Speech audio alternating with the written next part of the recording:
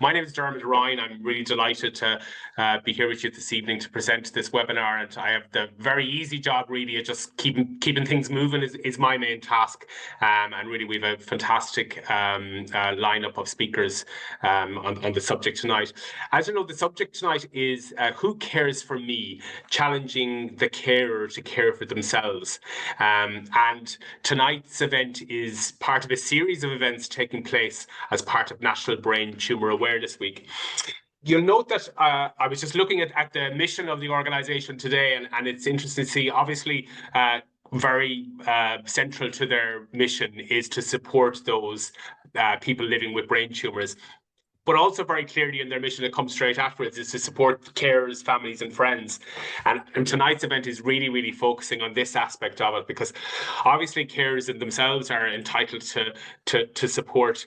But I suppose really if we want to get to the first mission too of supporting those who are living with brain tumours, if we don't care for the carers, they're not going to have the capacity to be able to do it. So it really is a priority. So hopefully tonight you'll learn more about this and pick up some tools, I suppose, really, and learn about other people's experiences. So we're scheduled for about an hour and a half this evening. What we're going to be doing is, first of all, Fiona Keegan, the CEO of Brain Tumour Ireland, will welcome you all and just give a bit of an overview to the week and to the work generally of Brain Tumour Ireland. Then we have psychotherapist Bríd O'Meara. Bríd will speak on the subject of bringing care home. After that, Bríd will facilitate a discussion with Tony Barry and his mother Lucy. Some of you may have read or heard about them in the past week. I listened to their interview on Claire Byrne from last week in the last couple of days, and I think they did a fantastic job at really bringing home the realities of those living with a brain tumour and the realities for their carers. So I'm really looking forward to that discussion with Bríd. And then finally, we'll have our last speaker, Keith Walsh. Keith will be well known to you all as a DJ and broadcaster, and he'll be speaking on the power of creativity and how you should find time for yourself in the midst of caring. Before I introduce Fiona, just to remind you that we welcome participation. We want this to be as interactive as possible. You'll notice there's a Q&A button on your Zoom down somewhere on the probably likely on the bottom of your screen. So feel free to type questions in there as the session is going on. We have somebody moderating those. So what we'll do when we come to the Q&A, we'll kind of combine a lot of them. Likely some of you will ask similar questions. Also, what we'll do is, if we don't get to them all, we'll do our best. We'll have a record of this and we can follow up with people afterwards and try and get people's questions answered. So I'll introduce Fiona now, Fiona Keegan, CEO of Brain Tumour Ireland. I did a little bit of Googling on Fiona earlier, as I did on everybody, but no major surprises, but see what I could find out about her. And there was a really interesting interview with her in Working Life in the Examiner, and you'd get tired from reading about her schedule and not to mind do it. So I'm going to say that she needs to think about self-care, but then I also read in it that she has a son who's a trained barista who supercharges her with coffee. So, you know, as someone who believes that that's the answer to everything, I think she'll be all right. Fiona. Thank you very much. So no sympathy for my working day any longer now after telling them that. So look, good evening, everybody, and a very warm welcome to our webinar here this evening.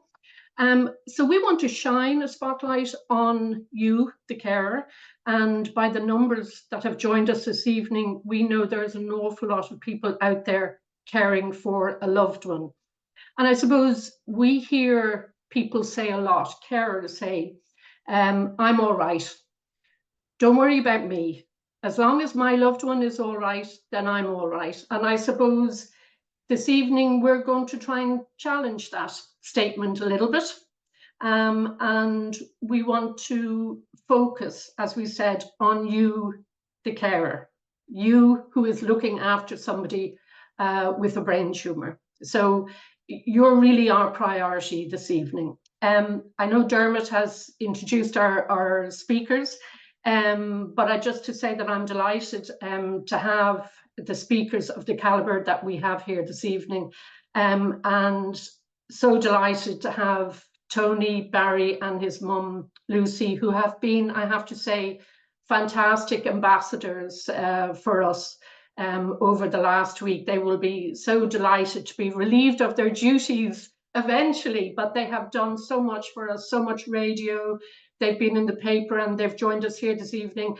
And, you know, we say all the time, they're telling their story, but in fact, it isn't a story. It is their life. It is their everyday, and it is the same for you, carers. So, look, I really hope that you get something out of this evening. I know I will. I always do when I'm in companies such as this. So, look, I'm going to hand over to Bríd. Bríd, I know, is going to talk about compassion fatigue. She's going to talk about burnout. What's the difference? How do we recognise it? So I think that's going to be really interesting. And then she's going to facilitate a discussion, as I said, with Tony and his mum, Lucy. And then we're going to finish with Keith Walsh, who's broadcaster, mental health advocate. And he's going to talk about creativity and how we tap into creativity when we're caring for somebody, and how we can tap into our creativity when we're caring for somebody. So look, without further ado, I'm going to hand over to you, Bríd, and just thank everybody. And I hope you enjoy this evening's events.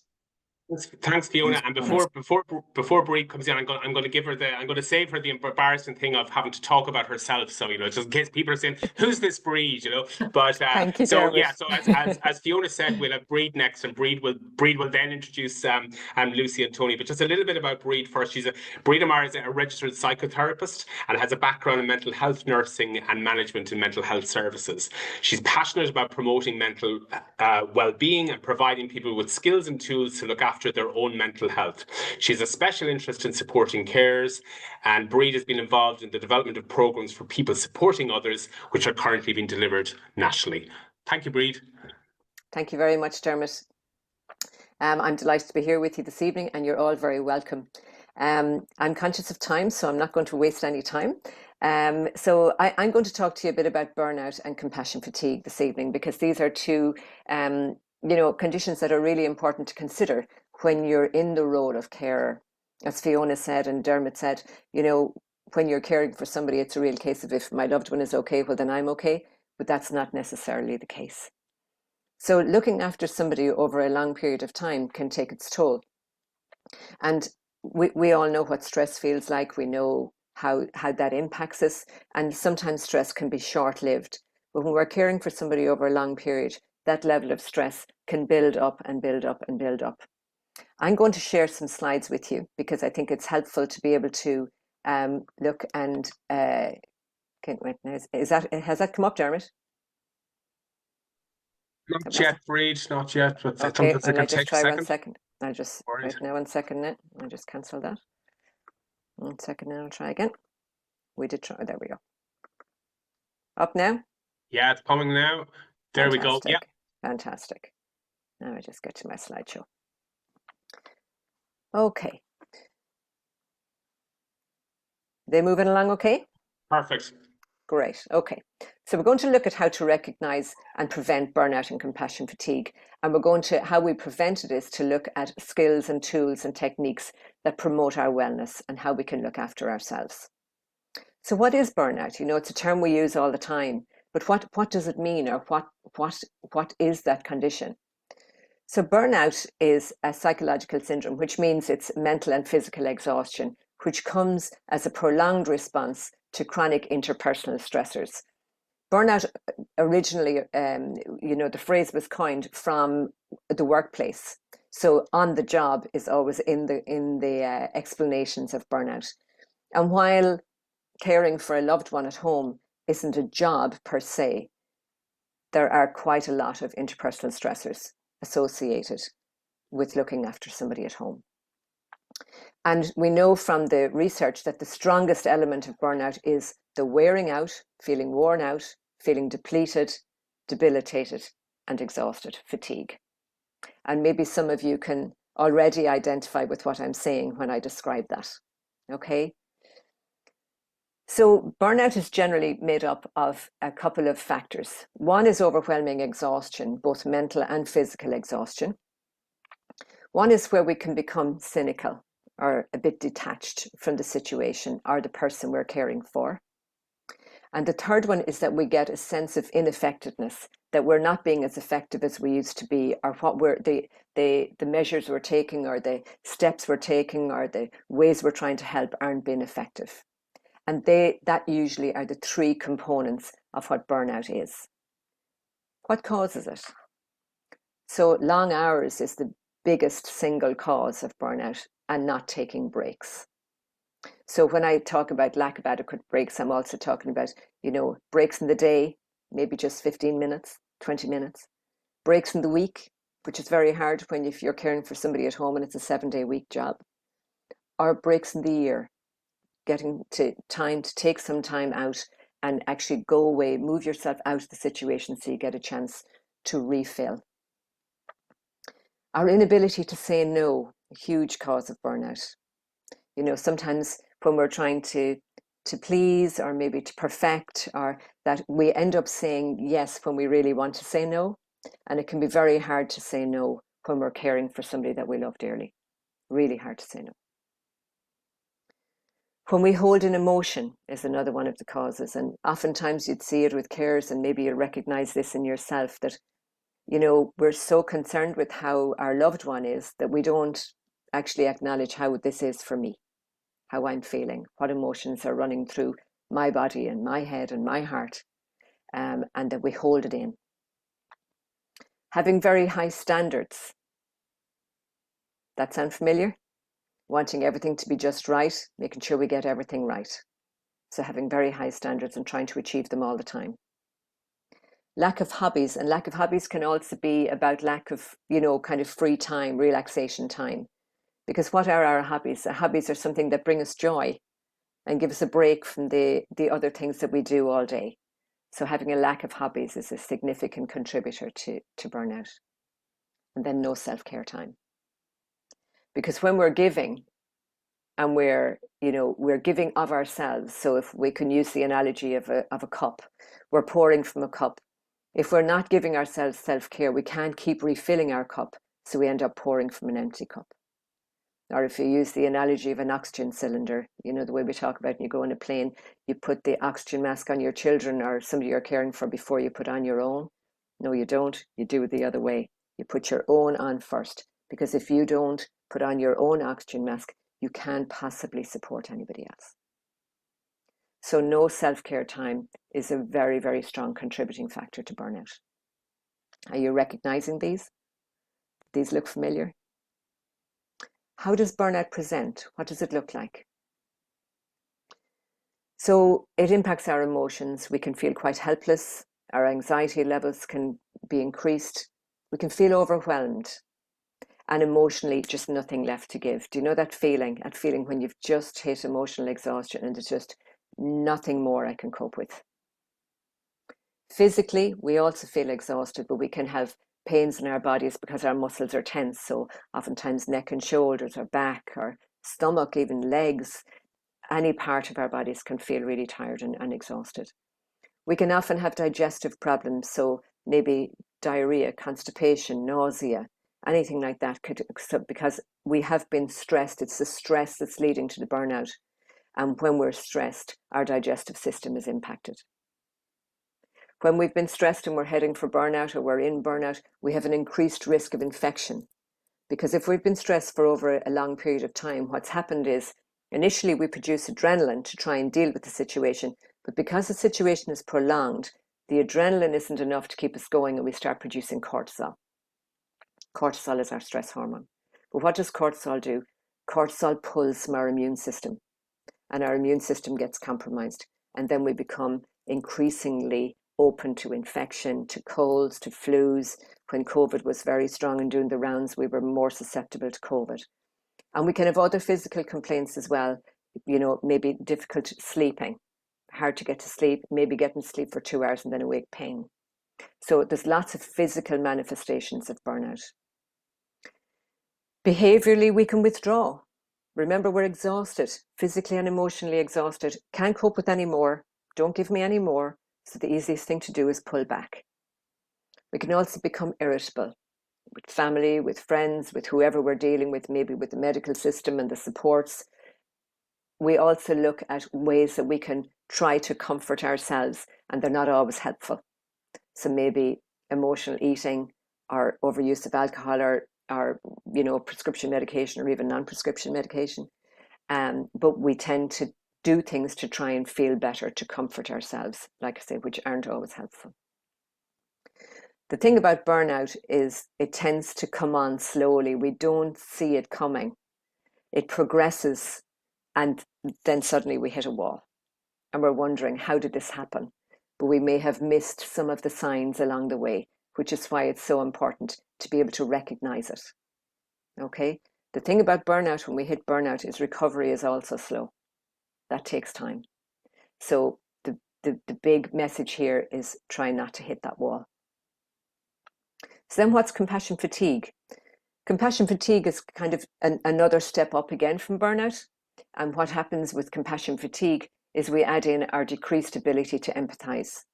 So it's very hard to be empathic and compassionate to our loved one, and then we start giving ourselves a hard time because we're not being compassionate and empathic.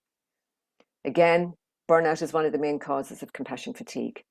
Other causes are when we're exposed to other people's trauma over a long period of time, what we call secondary trauma. So somebody else has experienced the trauma, but we're kind of walking that route with them, and we're traveling the journey with them, and we're being exposed to it all the time. And then our own personal characteristics, and people who become carers are generally very empathic. They're generally heart-led. They're generally people who will take on responsibility and will want to do the best, and will want to do a high standard, and will want to, make sure that everything is really good for other people. And in a work situation, they would often be very well regarded by colleagues, saying, oh, she's amazing. You should see how much she does, or he does. Unbelievable. And you know what they say? If you want something done, ask a busy person. What do? You ask the person who's already immersed in things to do. And then the other directed caregiving. So what I mean by that is that we're always looking after the other person, and we're not looking after ourselves and meeting our own needs. So how does that look? How does compassion fatigue manifest? So we can feel really sad. It can feel a real sense of grief. Remember that we've lost our ability to empathize. So imagine the impact that has. We can become incredibly sensitive, but the sadness and the grief is really noticeable with compassion fatigue. Again, physically it's exhausting, but now we're not able to switch off at all. We're not able to sleep. We have the body pains, the digestive complaints that I already mentioned in the burnout, but it's really difficult to switch off. Behaviorally, our concentration is impacted. We start making assumptions about things that we wouldn't normally make, and our expectations start to drop. So, those high standards we talked about, now our expectations are coming down. And we can have a dread of caring, a dread of, if it's in a working environment, working, but if you're at home, and maybe dreading the caring. This has a very varied onset. So it doesn't always come on as gradually as burnout does it. This can hit quite quickly. The good thing is, if you catch compassion fatigue early, you can recover very quickly. So how do we prevent it? I'm keeping an eye on time, Dermot. Am I okay for another few minutes? Thank you. What we do isn't just what we do. What we do involves what we're thinking, what we're feeling in our body, what our emotions are like, and what we do. Okay, so it's really important to recognize, look at the feelings I mentioned in terms of burnout and compassion fatigue. When we're aware of them, they're influencing the actions we're taking. Okay, but also the actions we take influence how we feel in our body, and what we think. So what can we do? What actions can we take that would be helpful? So, knowing your own total behavior, knowing the connection between your mind and your body, being aware of them, noticing if your body is tired, noticing if you're feeling emotions that are difficult to manage, and being aware of them and how they are connecting to the actions you're taking and how you're minding yourself. Asking for help, probably one of the simplest in one way, but the toughest in another way. I'm sure you've all had the experience when your loved one became ill first, that there was probably lots of people offering you help, and how easy it was to say, no, I'm fine. Thanks very much, but I'm grand. And I would be encouraging you, when anybody offers you help, even if it's not the help you're looking for, to say, thank you very much, but could you do this for me? And ask them to actually do something that would be helpful to you, that maybe, you know, what they're offering to do, you might prefer to do yourself, but there would be something else. Simple things like get a grocery shop, collect the children from school, something simple that maybe doesn't necessarily have to do with the caring role, but would be hugely helpful to you. Give yourself a break. Maybe the help would be if you need somebody to come in and stay for half an hour so you can go out and walk the dog, get a bit of fresh air, bit of exercise, just change in space, change of environment. Practicing acceptance, and sometimes this is really, really tough. You know, when we have to accept that somebody that we love has a brain tumor, and that, you know, maybe we're heading into a period of you know, not sure what's going to happen, and trying to accept that this is the new reality. That can be very hard, but it's hugely helpful in terms of self-care. And then taking care of yourself. So how are you going to take care of yourself? Let's have a quick look at some things you can do to take care of yourself. Talking is probably one of the most helpful things you can do if you're under pressure. Because when, you know, all those old sayings, a problem shared is a problem halved, they're all true. They're there for a reason. When we talk, we don't just speak, we also hear ourselves. And that helps us to process what we're saying. And sometimes when we hear ourselves saying something, we go, actually, no, that's not quite right. That's not really what I meant to say. And we're able to reframe it for ourselves. Talking is hugely helpful. Getting some exercise. You don't need me to tell you that when we exercise, we release endorphins that are like happy chemicals, and they're really good for us, good for our mind and our bodies. What we eat is also really important for our minds and our bodies. So taking into consideration that we're eating a healthy diet, that we're drinking lots of water, that we're, you know, getting our 5 a day, all of these things, really, really helpful. That we pay attention to our sleep, because when we sleep, we restore, we rejuvenate, we replenish ourselves. So if you're finding it hard to sleep, maybe developing some sleep routine, some routine around sleep time, because when we have a routine around sleep, it helps our circadian rhythm, and that helps our bodies to know, oh, it's time to sleep. So trying to go to bed around the same time every night, trying to prepare, you know, have a routine around preparing for bed, maybe, you know, put out the cat, go up the stairs, you know, brush your teeth, take off your makeup, maybe do your gratitude diary, and then get into bed. Maybe you're somebody who reads a couple of pages before you go to sleep. But when you do that repeatedly, your body knows that, and then your body recognizes, oh, it's time for sleep. And that helps the sleep to come on. Relaxation. How do you relax? On your to-do list of all those other things you have to do you have relaxation on it? How do you practice self-care? I know I'm going really fast, but I'm very conscious of time. Breathe. I'm not going to talk too much about breathing or yoga or mindfulness or meditation, because I know Keith is going to be dealing with this in a minute. So I'm going to just slip over that and let Keith deal with that when he comes on later. Staying connected is hugely important. Keeping relationships going, trying to make time to connect in with people. We all need connection. My nervous system needs other nervous systems, so does yours. We need connection. So even if you're only getting to see people once a month, when you see them once a month, make an appointment to see them again in a month's time, but keep that sense of connection going. We all need that. This is why during COVID, so many people struggled with their mental well-being, because we were so disconnected. And practicing gratitude is a huge way to help our mental well-being. Simply noticing things in the day that we can be grateful for. And this is never as important as when we're really challenged or stressed or feeling we have a huge amount on our plate. Because no matter how bad a day is, there's always good things in it. There's always moments in it. There's moments that maybe you notice the sun coming in the window at a particular angle and it just lit up something. Maybe you got a call from your son, daughter, grandchild, and you had a moment with them. Maybe, you know, you got out for a walk and you met somebody you didn't know and they smiled at you. Simple, simple things to be grateful for. We know that if we practice gratitude, and I'm talking about literally just listing 3 things at night before you go to bed. You know, we know if you do that for 2 weeks that it improves mood, anxiety levels, and sleep. Hugely, hugely powerful. And trying to keep some balance in our lives, because we can lose balance very easily when something, you know, out of the ordinary comes and hits us. So what is balance? We all talk about balance. What does it mean? We'll be talking about having some pleasure in your life, some joy, some fun, some, you know, something that's pleasurable. Having some closeness, some connection. I was talking about staying connected and how important it is for our nervous systems to have other nervous systems. So some sense of closeness and some sense of achievement. I often talk to people who are really struggling with their mental health, and I would say achievement might be just getting your foot out of bed in the morning. That's an achievement. So achievement is relative. For a CEO of an organization, achievement might be closing some major deal and getting some big project done. But I'm talking about in the day, are you getting some sense of pleasure, joy, some sense of closeness or connection, and some sense of achievement?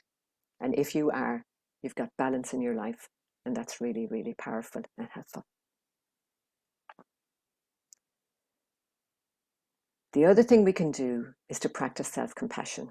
Now, I could spend an hour and a half talking to you about self-compassion, and I probably have about 30 seconds. So, what is self-compassion? Well, it's a kind and an understanding attitude towards myself when I'm in emotional pain. Okay?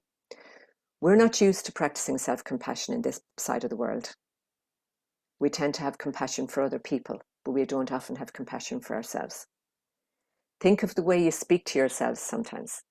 Would you ever speak to somebody else the way you speak inside your own head? Never. I know I would never speak to other people the way I speak to me, ever.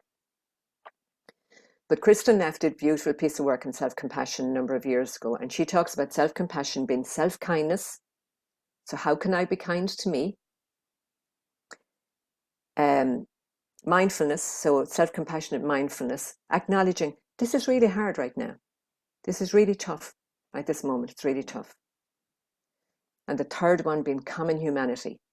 Anybody else in my position would be feeling the way I am right now. Nobody gets through this life without challenges. Everybody experiences stresses somewhere along the way. I am not on my own. Even though when we're in a place of emotional pain, we can often feel so isolated.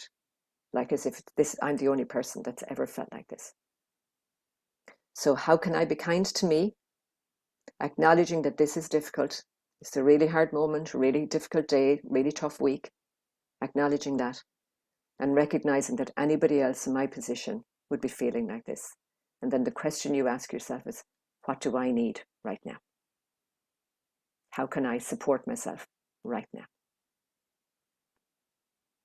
I'm going to leave it there because I'm sure I'm gone over time. No, that's great. Not too bad at all. That's wonderful. Thanks so much for that. Good. Okay, so I'm going to stop sharing. I see Kathleen has a raised hand. I'm going to leave that with you, Dermot. Is that okay? Yeah, sure. We'll come back to those at the end, so that's okay. And Kathleen, if you can put your question into the Q&A there, that'd be great. And we're gonna stay with Bríd now. Bríd's going to just facilitate a bit of a discussion with our well, we're all special guests, but Lucy and Tony. So all right, thanks, Bríd. Okay. So Lucy and Tony, it's really lovely to have you here, and thank you so much for being here. So Tony, I'm going to start with you if that's okay. No, there, yeah, sure. I can see you much better now. I'm going to start with you. So can you just tell us a little bit about, maybe leading up, you were diagnosed a year ago, I know in September 2023, you were diagnosed with a brain tumour. Can you tell us a little bit about that and maybe the lead up to it? Yeah, so on the 6th of September 2023, I was out for a run and collapsed. I don't remember really leading up to it. An ambulance came and I was actually wearing a boiler suit at the time, which is what boxers would wear when they're trying to make weight for a fight, to lose weight. So I had 2 weddings abroad. So I was trying to get in shape. Yeah, yes, exactly. Yeah. I can see my mom really cringing here beside me at the moment. What else would any mother do? So it was 23 degrees, Bríd. So went to sweatsuit and I collapsed. The ambulance came. They thought it was dehydration. But when I fell, I hit my head and they did an MRI. And then they found the growth on the right-hand side of my brain, 5.2 centimeters. So like I had now that I know more about brain tumours, like I had no signaling or I had no symptoms at all of what a brain tumour would be like. So 2 weeks later then I was down in CUH in Cork and I had surgery. So 2 weeks later you had surgery, and you had gone out running that day with no symptoms whatsoever. And then because you fell and hit your head, that's how your tumour was diagnosed. Yeah, so thankfully I did hit my head, so they were able to... Thankfully you did. Yeah, thankfully you did. So you had your surgery 2 weeks later, and how have you been since, Tony? Yeah, I've been good, up and down, Bríd, some days, you know. Now, thankfully, more ups than downs. But when I'm low, it's difficult. Just some things you said there about self-compassion, you know, I would have found very difficult. I just want to get back to normal, do normal things like my everyday life. And patience has never been a virtue I possessed. So that's been very, very difficult, that piece. But I've also been very, very lucky of the people around me. Okay, and that's really, and we're going to come to that in a minute. I just want to ask you about other treatment. Have you had other treatment since? I had radiation treatment that started the week before Christmas, and I had 30 sessions of that. Yeah. So after that, then I had a break for about 2 months, and I started chemo. So I'm going through chemo at the moment. Now mine is tablet form as opposed to IV. Okay. So the side effects aren't as severe as what I'm told what IV would be. Okay. So I'm 7 of 12 cycles through that, and I'm hoping to start my 8th on Thursday, and I'll be 2/3 of the way there, and the finish line is in sight. Okay, so the finish line is in sight. So that'll be shortly after Christmas then. Yeah. Yeah. Okay. I heard a story about you, Tony. Oh God, I know where this is going on. You do know where this is going, I'm quite sure. I heard a story about you that happened the night before your surgery in hospital. Yeah. Are you going to confirm or deny it? I'm going to plead the fifth, Bríd. You're going to plead the fifth. Are we allowed to share it? No, I think it would sound better coming from you, Tony. Okay, so the night before I was meant to have surgery, like Mom and Dad and my brother and sister were down. So they left that evening, obviously, going back to Limerick, because I'm from Limerick, and he's down in CUH in Cork. So I was bored. I'm a single man. I'm not in a relationship. So I was there 1 or 2 days. So I was swiping on Tinder. So I ended up eventually matching this lady, and I explained my situation. I was in hospital, blah, blah, blah. And she decided she'd come and she'd meet me for a walk. So we walked around CUH hospital for about 2 hours or so. And it was just a nice way to pass the time. A lovely lady, can I say? Yeah. No, we didn't meet again, but a lovely lady. Okay, so it sounds like it certainly took your mind off what you were facing into the next morning. Yeah, it did. Yeah. Very good, Tony. It says a lot about you. It's a wonderful story. I'm going to go over to Lucy if I can, Lucy, because obviously this webinar is very much about the carers, and I can hear Tony saying, you know, you had a lot of support, Tony, you had a lot of people around you, and I know your mom was really important in that. I know she was the one you called when you were in the ambulance on the way to the hospital the day you fell, saying, you know, will you come down and collect me in a few minutes? Lucy, can I just ask you, you know, what was it like for you? You got this phone call to say he'd you know, collapsed running. You were going down thinking you were going to pick him up and bring him home, and then everything changed. Everything changed, yeah. So when I got the phone call, Bríd, I was actually, he just said to me, don't panic now, I'm just ringing you from an ambulance. And I thought to myself, don't panic, you're only ringing me for an ambulance. Now, Tony has no recollection of this conversation. Okay. So he said, I've been out running, they think I'm dehydrated, so will you collect me in an hour or two? And, you know, to be very honest with you, all I could think of was, like, this guy is 36 years of age, and he's out running and not having taken insufficient liquid. Like, I mean, how do boys ever grow up? That's what I was that was your first thought at the time. But however, anyway, things rolled on and took a life of their own, and within 48 hours he had the diagnosis of the brain tumour. And yes, it was shocking, but you know, we were so shocked. I think you just kind of swing into action, and it's out of shock more than anything else, you know, because you never think that these things are going to happen to you. That you read of it and you hear of it, but you never think. And then Tony was always so healthy, and he was, you know, a fit young man. He never had any problems. So, like, it was all very surreal in some respects and very real in other ways. Yeah. But so, you know, we kind of went into shock mode. Yeah. And then along the way, we met some fabulous professional people who were so kind and so caring, who gave us such fantastic support. And his dad and I were just brought along on this wave, if you like. But as things go on, then the reality sets in, and you realize that this is actually, a long game. Yeah. You describe early on, kind of becoming superwoman. Oh yes. Well, you see, I suppose like it's an Irish mother thing, I think, isn't it? She still is, Bríd. She still is. But, you swing into action. You think you can cover every base. You can, and you spoke there earlier on about standards. You think you can keep the whole show running at home as you always did, and then you have this new reality, and you think you can attack this new reality in the same way as you did every other reality. And while you can do that for a certain while initially, there comes a time where you just can't. It's not sustainable for Tony or my family, or for myself in particular. You get to a point where you realize, no, you can't do this because it's not helpful to anybody. Yeah.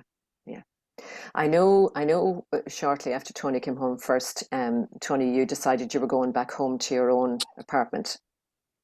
Yes. And which is very understandable that you wanted to go home and have your independence and back to your life. But I'm wondering, Lucy, what was that like for you? Oh, listen here to me, Bríd. He was discharged from the hospital about 3 hours after he was discharged. On the day he was discharged from the hospital, he came home here. And he was here about 3 hours, and he just turned around to his dad and I, and he said, folks, I have to go back to my apartment. He lived in a suburb in Limerick. I need a bit of space, And of course, we were sort of scratching our heads saying, you're only after being discharged from the hospital today. You can't possibly go and live in an apartment by yourself. We have to stay here. You have to be minded. But the reality is that Tony was 36 years of age. He was an adult man. And if those were his needs at that point, then we had to go with him.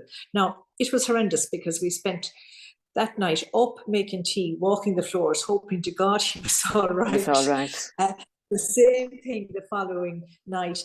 And by the time the third day came around, I think he began to realize that, yes, he needed to come back home and he needed a little bit of support. And, I suppose it was a learning curve for everybody.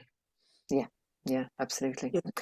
Lucy, you describe, kind of you going into superwoman mode and covering every base and, here's a new reality, but no, we'll manage this as well. And I've heard you say kind of 3 or 4 months in, you had to do a rethink. Can you tell us a little bit about that? Because I think this is something that would resonate with a lot of people who are listening today. So after Christmas, it had been a very shocking and intense couple of months, and after Christmas, maybe in January or February, I was really tired and really worn out. And some of the things you spoke about there earlier on were so true. I started getting cross and cranky, and I'm probably like that anyway as I get older, but I was definitely a little bit worse in the springtime of this year, and I began to realize that I needed to actually, stand back a little bit and see what I can do, because this, as time went on, just like Tony realized, I began to realize, and his dad and our whole family, that we had to live alongside this tumour. So we had to kind of take measures that would give us the stamina to stay the course. So I actually decided I needed a little bit of counselling support, and I put that in place, and I found that extremely helpful. Now, it wasn't easy because counselling never is, but I did find it very helpful and great support to me. I also went back walking. I got in touch with some of my friends. Now, they had been in the background all along and were fantastic. But, I was kind of sending back heart emojis to beautiful messages, but I wasn't really kind of in contact with them. Yeah. So I decided I had to make a better effort on that front. And then a few lovely things happened to me. I suppose I was on the lookout for a bit of self-care. I actually found a series of sound therapy classes that were available not too far away from where I live. And I hadn't a clue what sound therapy was, but I had read a little bit about it, that it was kind of to relieve stress and it helped you cope. And I decided I'd have a go at that. And you know what, Bríd, it was a lovely experience once a week for 10 weeks, and it was really helpful. I also got a present of pottery classes from my daughter, and my daughter and I spent a couple of weeks going to pottery classes. Now, I'm not particularly artistic or creative, but it was actually the process. It was just for 2 hours, I was completely lost in creating these things. I don't know what they are, but anyway, the relaxation was just absolutely fantastic, you know. Yeah, it sounds like you were. Yeah, it sounds like you were given all your attention to that just for those 2 hours. Well, this is it. I came out. I kind of came at the end of the class. I kind of thinking to myself, "Oh my God, where did this time go?" You know, and even the girl that was giving the classes down in Loughborough Pottery, I kept saying to her, "Oh, is the class over?" I mean, I wanted to go on for another 2 hours. But anyway, as I say, all these little things, I dipped in and out of them. And I think I've continued to do so because, as I said there earlier, you know, this is a long game. And, you know. Yeah. And I think, you know, it really shows how much the self-care is necessary, doesn't it? Oh, yes. You know, just having that, taking that time. Sorry, go ahead. Yeah, having the time and kind of, I suppose, making it happen. Because sometimes I can procrastinate a little bit and be thinking, I will do this and I will do that. But you have to actually make it happen. And it isn't that it need necessarily be big, huge things. It can be very simple things. Like, you know, just going outside your door for a walk for 20 minutes. Maybe eating your food properly, you know, eating healthy food.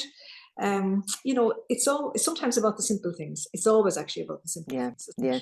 And it's interesting to hear you say that, because it doesn't have to cost money either. Like you say, just going outside the door and going for a walk for 20 minutes makes such a difference to our well-being. Absolutely, such a difference. And then the other thing, I suppose, that after the shock wore off, I began to realize that Tony was actually very lucky. In a very difficult situation, we were very lucky. He got the chance to have the surgery. It was clean surgery. We met some fantastic professional people. His friends were amazing, and the support they gave him. You know, we had an awful lot to be thankful for in this situation. Okay. You know, so much to be grateful for. And while, you know, it might sound like, you know, you're reading this out of it, I'm saying this out of a textbook, and there are days I can tell you, Bríd, I don't feel this way. But and I'm aware of that. But, you know, I am really, in the broader sense of things, very aware that while it's a terrible situation and we wouldn't wish it on Tony or ourselves, we have it, we have to deal with it, and we can just deal with it with each day as it comes along, you know. Okay. Tony, if I said to you, if there's anything you want to say to the audience that's on this evening, what would it be? I think you touched on it in the previous one of your slides, Bríd, to ask for help. I think that after what I found initially, in particular, where people were bending over backwards to help me, and I didn't want to know about it because I suppose I didn't want people's sympathy. I was like, I'm still the same old me. And it's only when time went on, then people wanted to do more and more. I let them in, you know, especially my mates. They were incredible and bringing me places and making me dinners and all sorts of things because I can't drive because of the seizures. So, but definitely the thing would be to ask for help. That's as hard as it may be. You know, it's very important. If you're people that are willing to help, you know, you should accept their help. They're offering for a reason. They're not going to ask if they're not going to help. Okay. So even though it was a very hard thing to do, to ask for help, you're acknowledging that when you let people do it, how helpful it is, how much it supports you. Yeah, for sure. And I suppose I was also conscious, Bríd, that there was so much pressure on mom and dad. And mom, you know, that as time went on, I was like, I need to alleviate some of this pressure. It's not fair. Like, I'm at the age where I should be looking after my parents and not my parents still look after me. So, like, asking for help elsewhere has been it's been key. Yeah.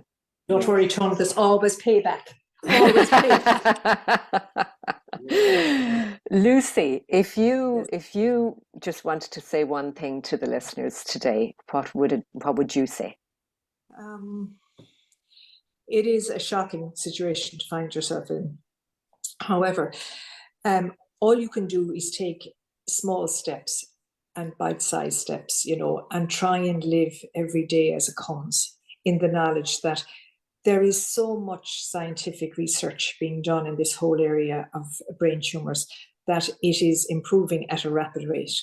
And we don't know what the future holds for Tony, but we do know that all we can do at the moment is manage the days that we have here. And we go forward with great hope. So I would say to anybody listening, you know, it is difficult. It is not easy. There are days you just don't want to get out of the bed and you wonder, why did this happen? But you know what?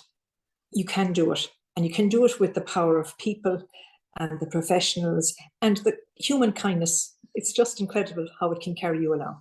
Yeah. Okay. I've heard you describe drinking your weight in coffee together as you talked about life and what had come up and what was coming up. Go ahead, Tony. You know where this is going. I had a feeling, I thought I'd got away with it. No, evidently not. So first of all, it was on the 6th of September. So I was booked in, the tumour was found. So I was booked in for surgery the following Wednesday in Cork, in CUH. So again, my parents had left for the night. They were coming down the next morning with my younger brother and sister, and my older brother travelled down from Dublin. So it was actually a lovely day that morning. So I was sitting out on the bench, and I was fasting for 24 hours. And I actually had a sneaky coffee that morning, because I thought to myself, coffee, like, what's a coffee going to do? You know, and I'll say nothing to no one, it'll be grand, like. So my brother arrived down anyway, and I put the coffee cup at the end of the table because I saw him coming. And he turns, my older brother now, he turns to me, he goes, "Did you drink that?" And I said, "No." And he goes, "Did you drink that?" And I said, "Yeah." And one of my best mates is a surgeon. So he said, "Will you ring Flood there and just tell him what's happened?" I was like, "Sure, be grand, like, no fear of me." But I guess because he's the older brother, I had to listen to him. So my mate, the surgeon, I rang him, and the first question he asked me is, "Was there milk in it?" And I said, "Yeah, there was, like, but there was no sugar." "What kind of question is this to ask me?" Like, so he said, "You need to tell the surgical team straight away, because apparently with the milk you could actually choke during surgery."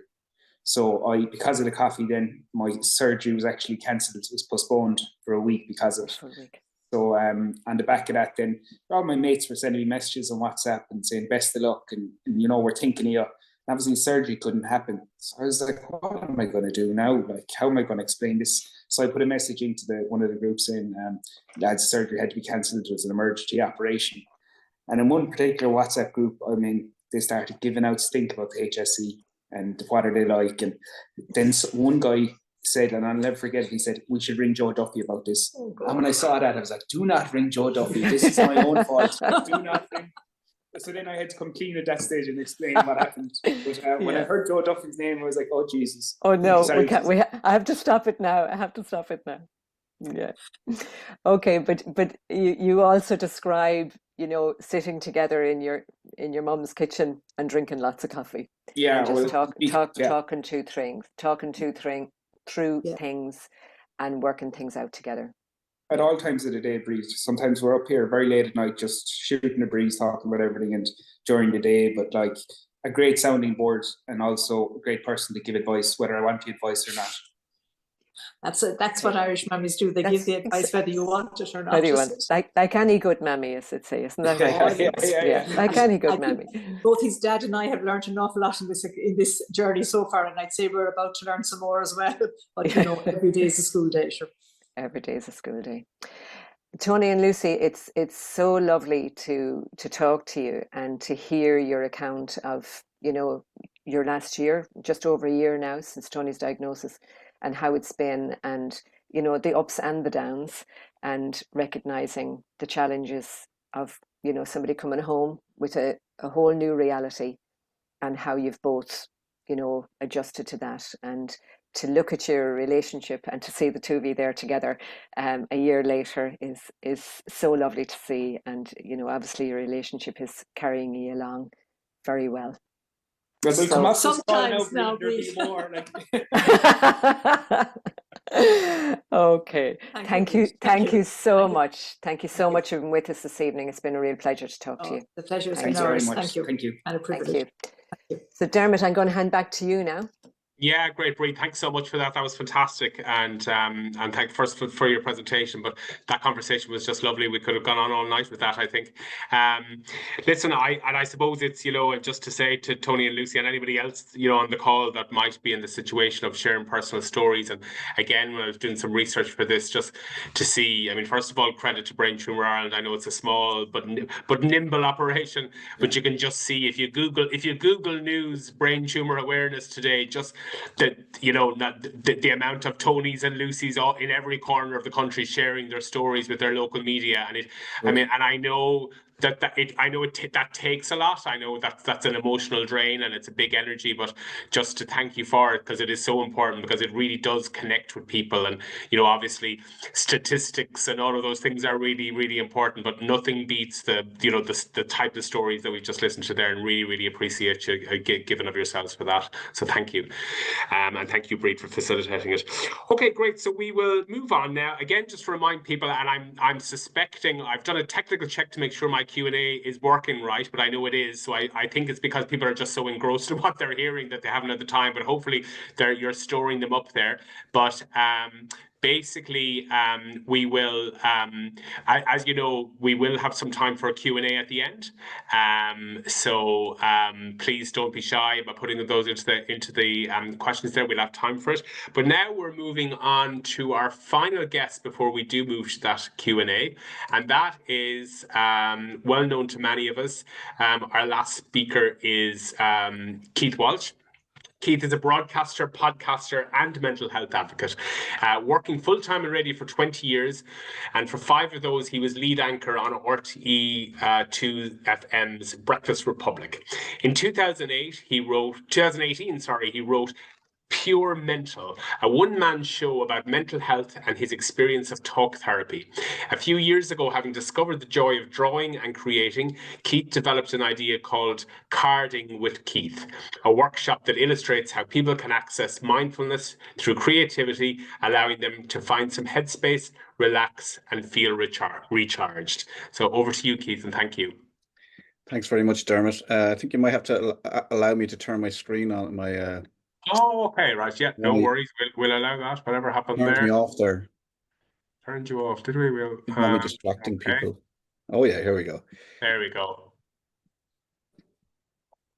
It was you were saving me my embarrassment because I haven't combed my hair properly, so you turned my video off. How are we all? Yeah, that was lovely just to listen to Tony and Lucy and Bríd, of course, as well. But if we talk about mindfulness, first of all, and we think about what mindfulness is, and even though something terrible has happened, oh my God, I've got fireworks going on behind me.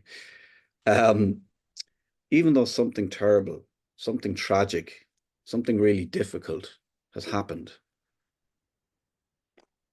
if you look at what Tony and Lucy have as a mum and dad, who else could say that they have spent that much time with their mom or with their son, that much time drinking coffee and talking about the world and sorting out its issues? Like, we don't get that time.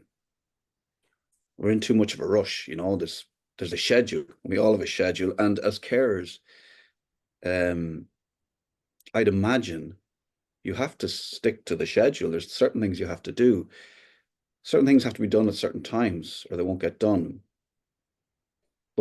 And even though it's hard not to, we can become a slave to time. And in a way, when we become a slave to time, we live in the future. But living in the future can create anxiety because you're always thinking about, oh, this needs to be, and then I have to do that. And as you're doing one thing, your mind is on another thing that also needs to be done. So how many of us can say that we're ever truly in the moment? We might look like we're in the moment. We might be having a conversation as if we're in the moment. We might look like we're listening and taking everything in, and we might be. But also, probably in your head, you're thinking, I better, I have to be, you know, having a coffee, you're thinking, how long have I left? I have to be out of here, whatever. You know, very often we're living in the future, and it's not good because it creates anxiety. And that's what anxiety is just living in the future. Living in the past is more to do with, you know, all that shame. That's more to do with a depression, but anxiety and depression, they're heavily linked. So what is meditation and what is mindfulness? Well, let's just, for a minute,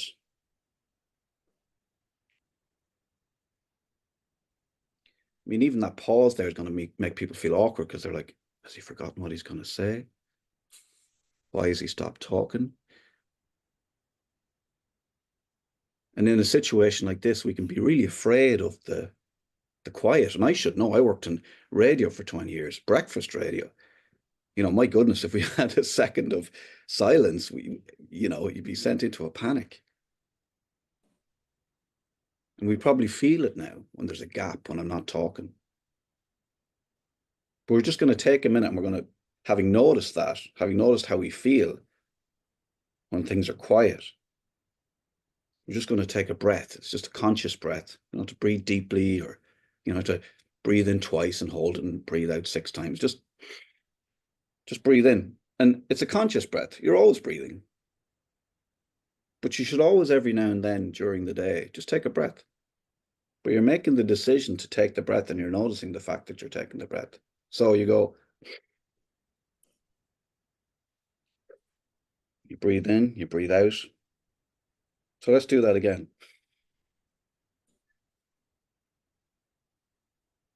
And straight away we feel the effect. We feel the effect the oxygen has on us. We feel the effect that we've made a decision to take a breath, and we've taken the breath, and we've noticed the breath. And now we're a little bit more in the moment than we were. And really, that's mindfulness. So congratulations, everyone. You've done mindfulness. But that's it. And meditation then is, I don't know what people think about meditation when they hear it. And maybe it's been suggested, have you ever tried meditation? And, a lot of people would think, what is meditation? How would that help? What is it? I can't clear my mind. I'm too busy. I don't have time to be sitting around with this woo-woo nonsense, which is exactly what I would have thought a few years ago. Meditation is not about entering another place or reaching a higher plane or becoming a goddess with 5 heads or being able to levitate. I wish. It's literally, if I was to tell you, if you ask me how do you meditate, I'd say sit down for 5 minutes with no phone, no newspaper, no sounds. Just sit with yourself. And then you might say, well, do I have to breathe and like say and do that with my fingers? No. What meditation and what mindfulness is, they're both really pretty much the same thing, is sitting, as uncomfortable as it might feel, sitting. And you might start with just sitting in quiet. You don't have to close your eyes even. It's handy if you sort of like look down, maybe, so your eyes aren't drawn up and distracted by somebody walking past. But it's the practice of sitting with yourself and feeling your feelings, your physical feelings. You don't have to clear your mind. And you will have thoughts. Everybody has thoughts. Thoughts all the time. I don't know, millions, billions. There's probably thoughts behind the thoughts, and then there's thoughts that are linked to the thoughts. But what you're going to do when you're sitting for those 10 minutes is try not to follow the thought. So say, for instance, you're sitting there and you're noticing, okay, my chest feels a bit tight, and actually when I'm stressed, this is me, when I get stressed, I feel it in my chest. Okay, so I've noticed that. You don't have to do anything about it. This is the great thing. You don't have to try and feel better. You just sit there and notice it. Yeah, I've got that tightness in my chest. My hands are a bit tingly. Your bum might have gone numb for some reason. Maybe your legs are feeling fidgety. You've got that pain in your knee that you always get. There's nothing wrong. There is nothing wrong. There's nothing to fix. That's the thing. You don't have to transform yourself. You are who you are. You're exactly where you should be, doing exactly what you should be doing. So you sit there as yourself, being exactly as you should be. And you just allow yourself to be comfortable with exactly how you feel, not escaping it, not feeling like you should feel better. Like we do when we're in a bad mood. You're like, oh, I should be in a better mood. Or I'm in a bad mood. I might have a glass of wine. It's okay to feel bad. It's okay to feel sad. It's okay to feel angry. It's okay to want to cry. It's okay to laugh. It's okay to, there's no bad emotions and there's no good emotions. They're just emotions, and they're your emotions. And don't suppress those emotions. Don't feel like you have to be something else. A lot of us grew up being told, sit up, sit up straight, sit properly, cross your legs, don't cross your legs, do this, do that, don't be so moany, don't slam the doors, you're shouting too loud. And we're constantly, because we heard that all the time, we're constantly doing that to ourselves because we're trying to be that perfect version of ourselves that doesn't exist. So come back from the perfect version of yourself and just be yourself. I might say warts and all, but just be who you are. And the practice of meditating, and it will be uncomfortable, and initially you might do 5 minutes, and then you might do 10 minutes, then you might do 15 minutes, is to sit, breathe, you'll be breathing anyway, but one conscious breath at the start, and then notice how you're feeling, and sit with that. And as a thought enters your head, oh, I have to do that thing, let that thought be there and drift away. And you'll sit there for another minute, and another thought might come into your head. And you notice that thought, but don't go with it. Just, because, oh, I have to do the thing, and then just notice the thought and let it go. Another thought might come in, let it go. Notice the thought. Yes, I do. Yes, I do have to do that thing. Yes, I do have that one.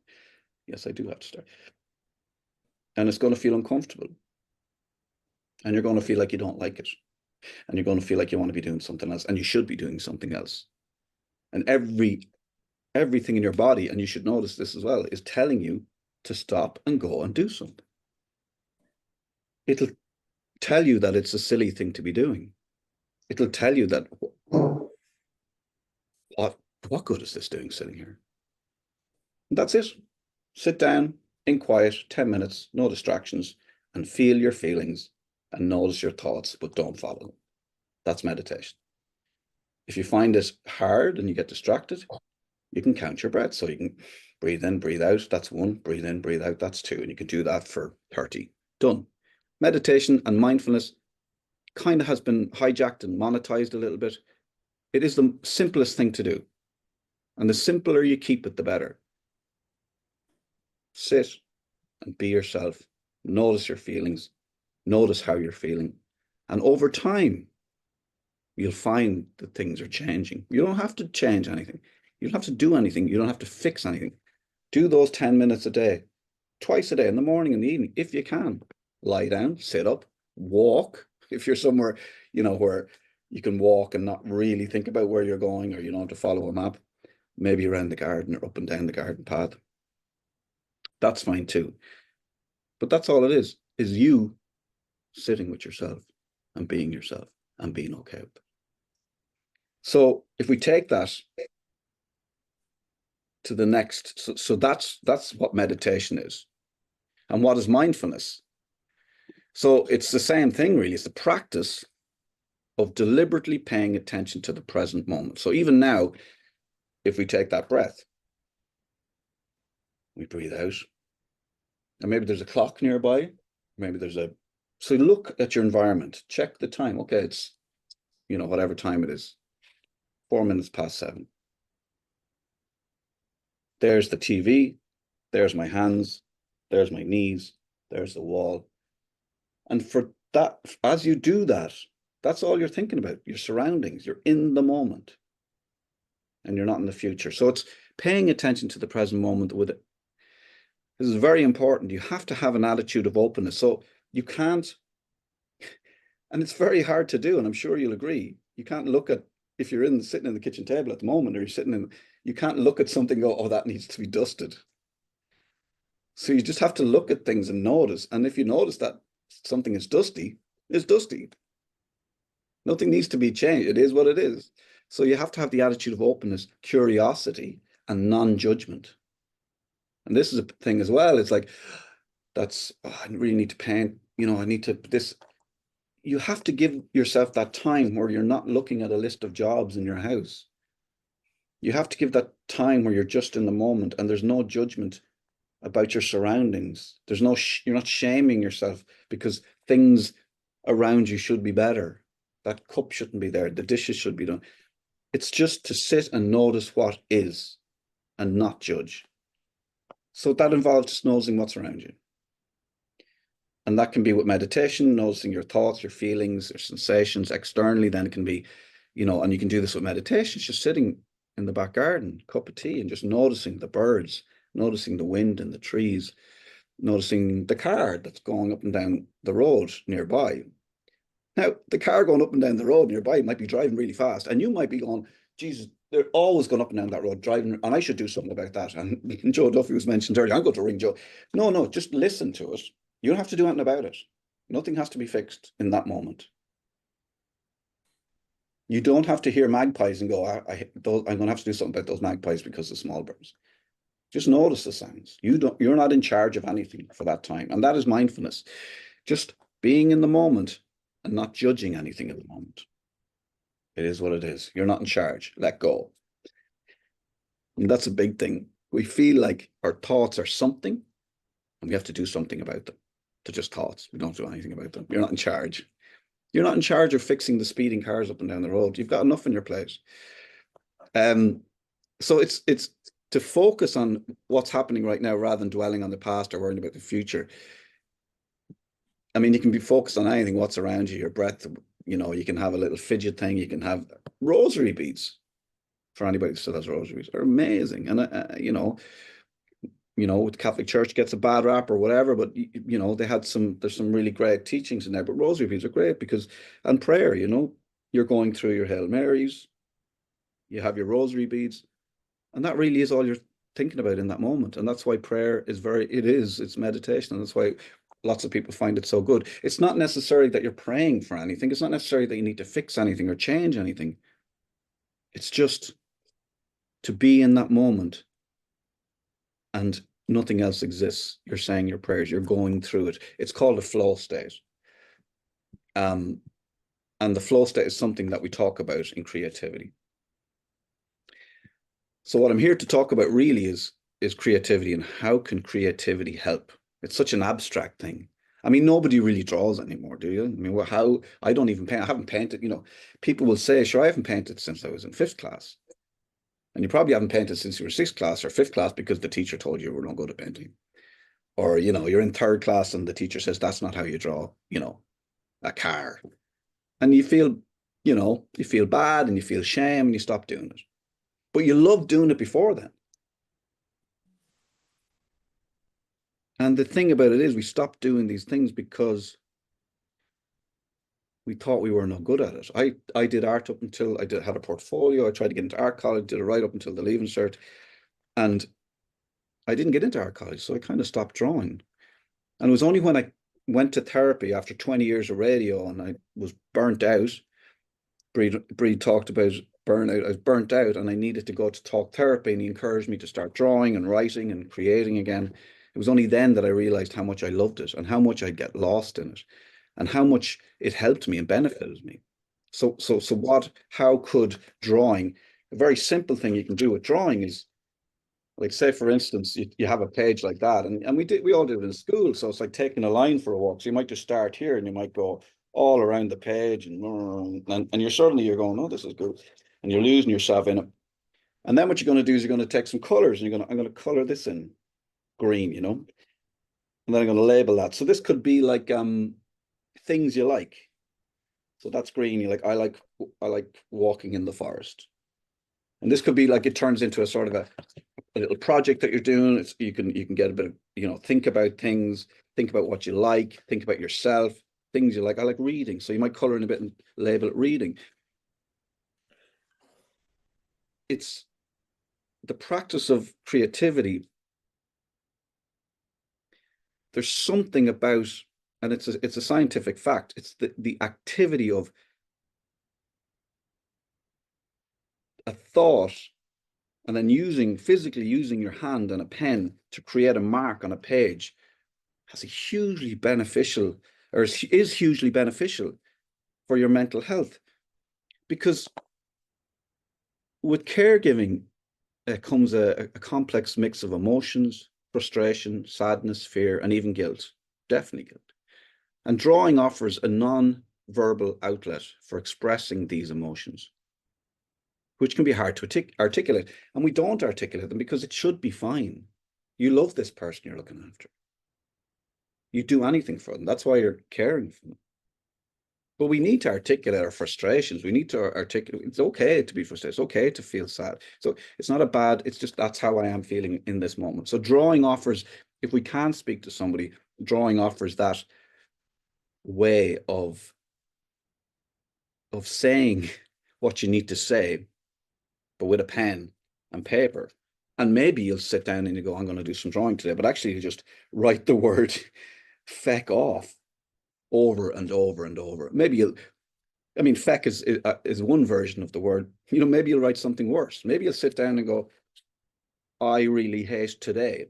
And you'll keep writing, I really hate today, and do it 100 times. And by the end, you'll go, today's not too bad. That's the effect it has. But drawing offers a non-verbal outlet for expressing emotions because it visually represents emotions. It can visually represent emotions through abstract or realistic imagery. So you might decide, I'm going to just color this page in red. I'm just going to color this page in green. I'm going to draw a house on fire.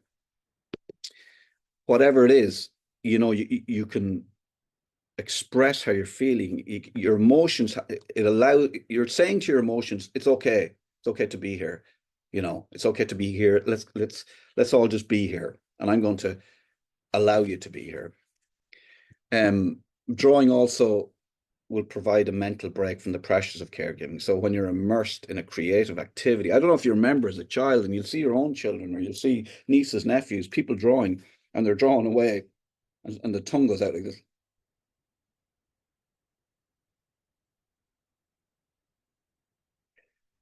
There is nothing else going on in that person's head other than coloring that cloud in perfectly or imperfectly. I'm more of a scribbler myself, but they're totally in the moment, and they know because the tongue is out like that. Nobody would make that face if they were aware of their surroundings or who was watching or what they were doing, because you're totally gone. It's like daydreaming. We just don't do that anymore. So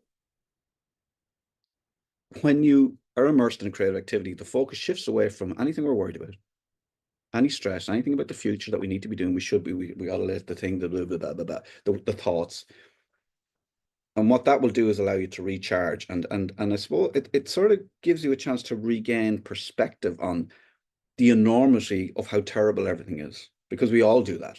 We get into these spaces where everything is terrible. The world is going to hell in a handcart. And, you know, there's nothing I can do about it. And I'm supposed to be in charge around here. But none of those things are true. Because in that moment, everything is fine. Now, there will be moments where things aren't fine.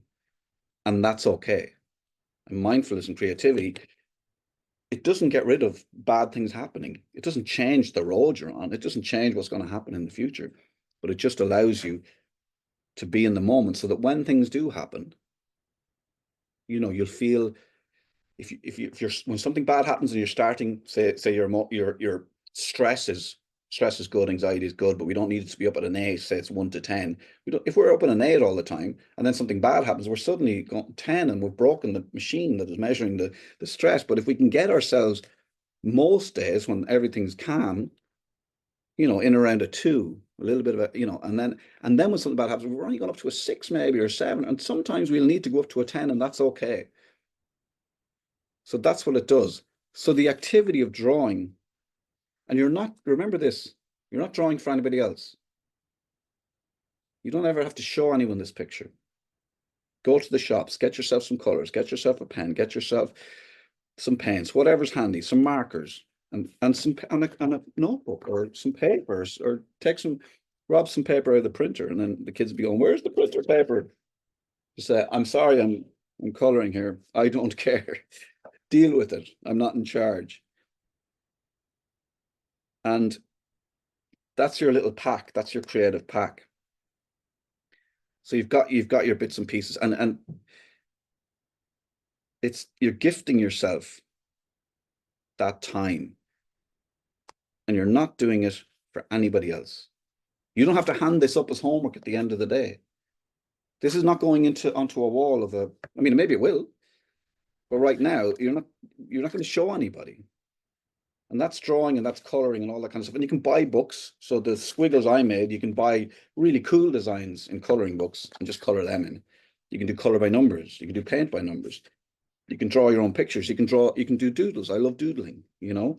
You can draw rudimentary figures. You can do smiley faces. You can do whatever you liked to do and whatever works for you and whatever you feel comfortable with, remembering that your teacher from 6th class is never going to see it and you don't have to show anybody. That's what you do. And then you make up your own art. You are the artist. And that's it. And it's the same. I'll finish up now. It's the same creativity in the whole area of creativity is journaling. And I'll say one thing about journaling. People say, well, I can't journal because I can never think of anything to write. You don't have to think about it. This is not a book you're writing. These stories don't have to make sense. They don't even have to be story. It's just the act of writing down, oh my God, I feel terrible. It's a terrible day. Write the word day 3 times because you can't think of anything else to say. Friday, blah, blah, blah. Write the word BLA, blah, blah, blah. And eventually you'll sort of like relax and then you'll find yourself going, oh, I really don't like John next door. Every time he looks at me, I want to egg his house. These are things you'll never do, but now you're expressing them and you'll never have to do them. And that's it. And I have journals at home, they're full. And if I read them back, I wouldn't, you don't need grammar. You don't need to have the perfect handwriting. It's just the act of doing it. So if you do one thing today, go and get yourself a pen, get yourself a pad, get yourself markers, don't tell anybody about it. But every day, give yourself 10 minutes somewhere, 15 minutes somewhere where you just go somewhere quiet, meditate, write, create, draw. And that's your time and it's sacred. And put a do not disturb sign on the door. And for those 10, 15 minutes, you're not in charge. Sure, none of us are in charge. We can control anything anyway, you know. Might as well throw your hands up at it at this stage and do a bit of drawing. That's it for me. I hope you took something from it. And thanks very much for being so patient. Although I don't even know if you're patient. You could have gone off wandering making cups of tea. Back to you, Dermot.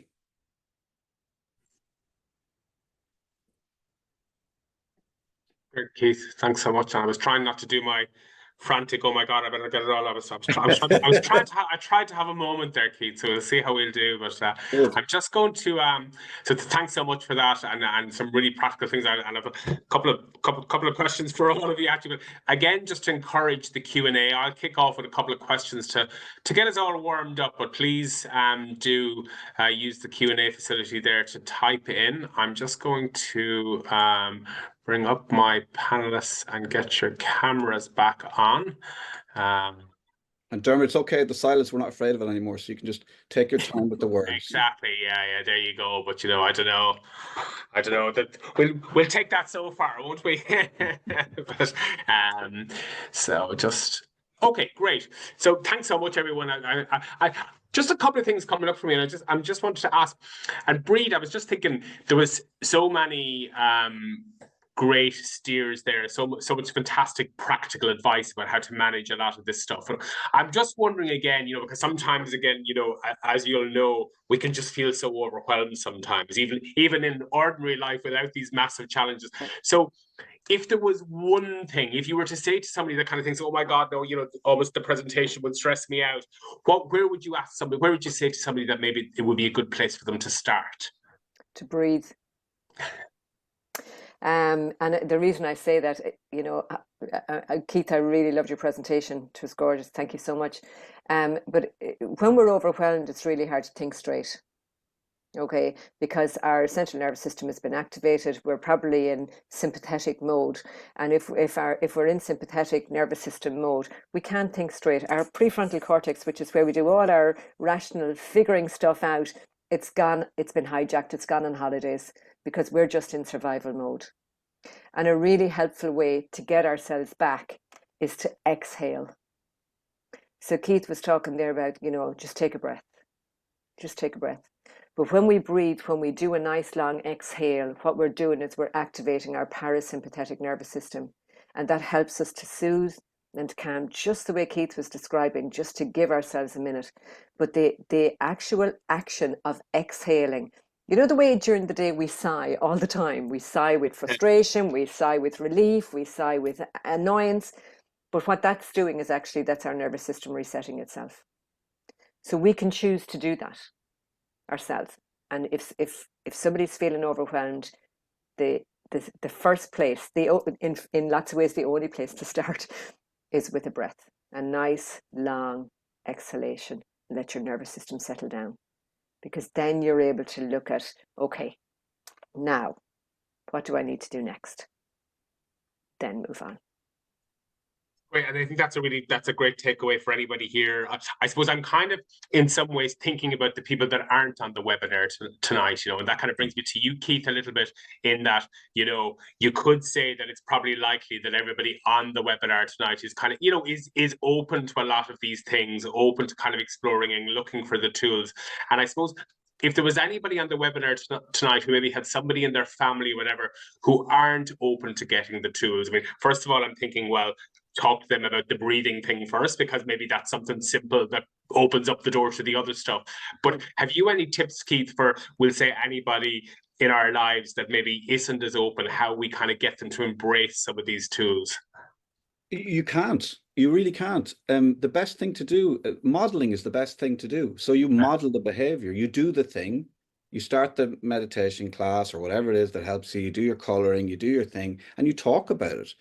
Not in a, it's not, you're not, that person is in charge of them. You see, it's this whole thing of being in charge of everybody, trying to manage everybody and make sure that person's not stressed. And I know why he's getting angry, because he's stressed.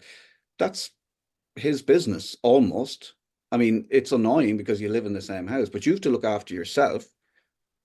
So it's modeling. So do the thing and then talk about it. Talk about how great and it doesn't have to be condescending, passive aggressive, judgy. It's just like, I just did a simple thing, like I just did my 10 minutes of meditation. It's just such a game changer. And then you're off making a cup of tea. So modeling is much more effective than asking or telling or leaving the note there that there's a meditation class starting next week. Just modeling, just you do it and others will learn from you. You be the leader in your household for the mindfulness household. You don't have to tell the kids, you don't have to tell whoever, just do it. And Tony and Lucy, I mean, I'm curious as to, whether you've always been great communicators and had a great communication channel to each other. And I'm sure, you're putting on a good show tonight too. I'm sure it's not always so, but it's very clear, that you really do communicate well with each other.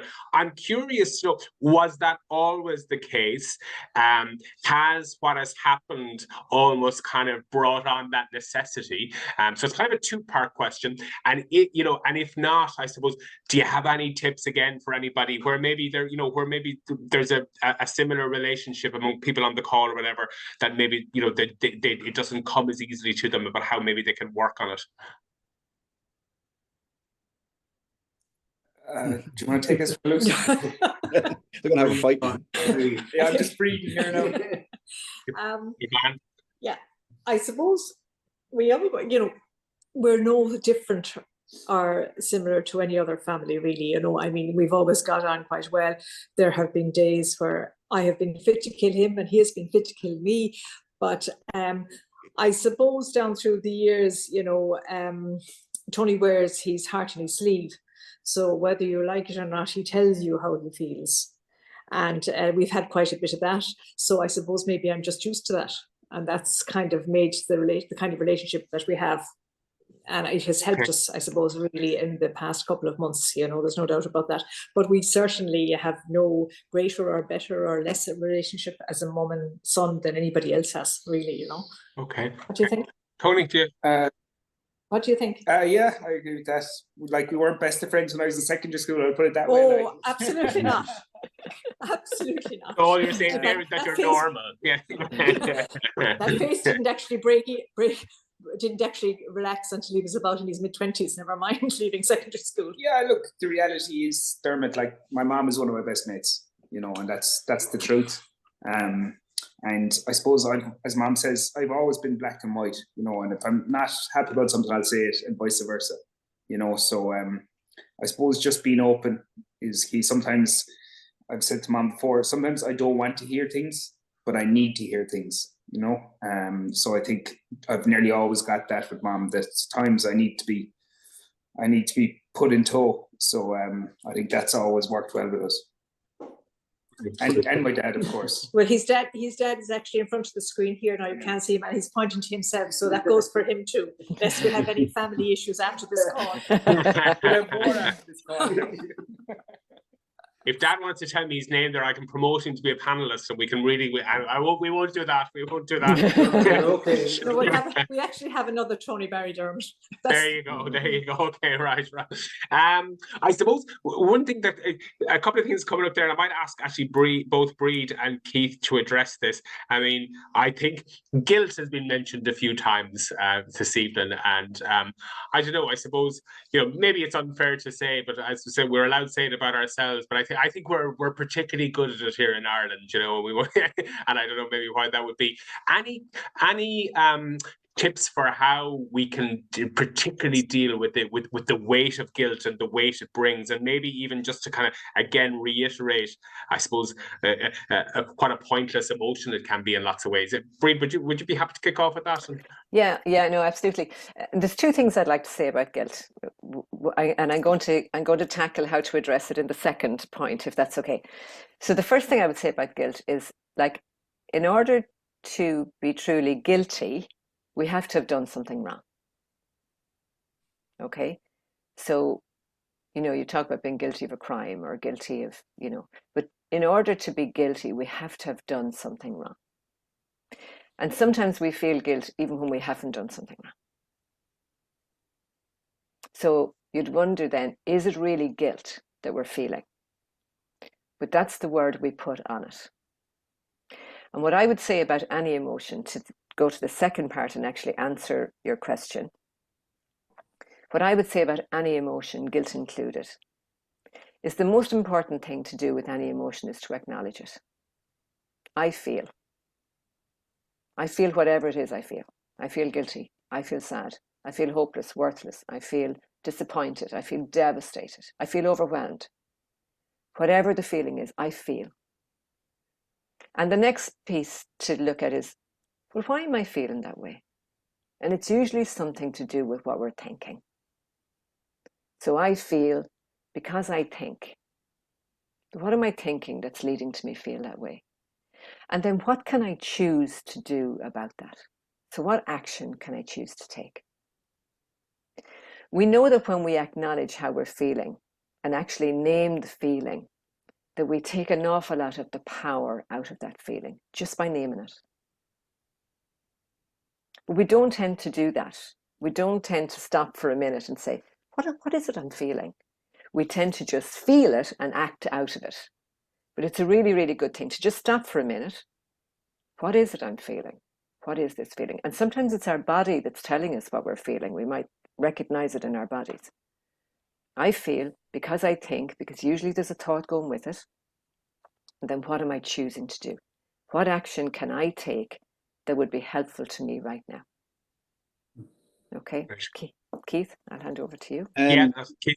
Yeah, just to back up exactly what Bríd said, and the thing that helped me, which is in the same vein, is that you are not the action. So maybe it's you're trying to get to sleep 1 o'clock in the morning, you work in the morning or whatever, you have to get up early and you can't sleep, and suddenly you start thinking about that embarrassing thing that you did in school 15 years ago. You did a thing. That's not you. So I'm sure you remember a teacher or your parents saying you're stupid. And what they should have said was, what you did there, they could use the word stupid if they want. That thing there was stupid what you did there, because the thing, everybody does things, stupid things, ridiculous things, funny things, great things, we all do things. But it's the shame. Like people say money makes the world go round. They say actually shame. It's the shame you feel for doing something that you think is you. It's just a thing you did. That's not you. That doesn't mean you are a person who walks out in front of a car. You are a person who gets things wrong in a maths class. You once got a thing wrong in a maths class. You once called the teacher mammy instead of teacher. You are not the person who calls teachers mammy. It's just a thing that happened, and it's just and then you never did it again. But the shame is finding the things that you did that mean you're a bad person because you need to prove to yourself that you're a bad person. but it's just to recognize it, say, no, that was a thing I did once and I never did it again, because I learned from it. And it's just what Bríd said, and then that's another kind of area where you just look at things as things you did, actions, and it's not you. Same as a job isn't you. The same as a car isn't you. Same as a hobby isn't you. It's just a thing, an activity. That Keith. We're going to wrap up there because we're coming towards the time. Just a couple of things. So first of all, Amanda O'Sullivan has just put in a comment which I suspect explains the quiet Q&A. No questions. I just want to thank you all so much for tonight. And I know for me, all I know is that this hour and a half has just flown, which is always a great sign. But one thing, I'm just going to hand over to Fiona, and I think there's another question out there, and I'm going to kind of throw that to her. So basically the question is around when the Tony Lucy situation is reversed with mum as the patient and son as the carer. Are there some tips for dealing with that situation? And not specifically on that, Fiona, although you may have, but I just think it's probably a good opportunity, because I know you're going to talk a little bit about the family support groups, and I suspect that that's something that can be dealt with there, and to talk about all the kind of different services that you offer. So look, I'll just hand over to Fiona to thank and to wrap up. I just wanted, for my own part, I want to thank Keith, Tony, Lucy, Bríd, Brain Tumour Ireland for the opportunity. Thanks for the fantastic work you do, and best of luck with the rest of the week, and of course your work overall, the important work you're doing. Fiona. Yeah, thank you very much. Yes, you're right, and I'm glad you mentioned the family support group, because that's something I wanted to mention here. And I suppose within that support group, there's all the dynamics, as you say, you're looking at Tony and Lucy here this evening, and that's a mother and son. But then obviously, as you said, it can be the other way around. So then you have an adult child who's now, is the carer for a parent. So, all of those, each individual dynamic is going to throw up its own pieces for sure.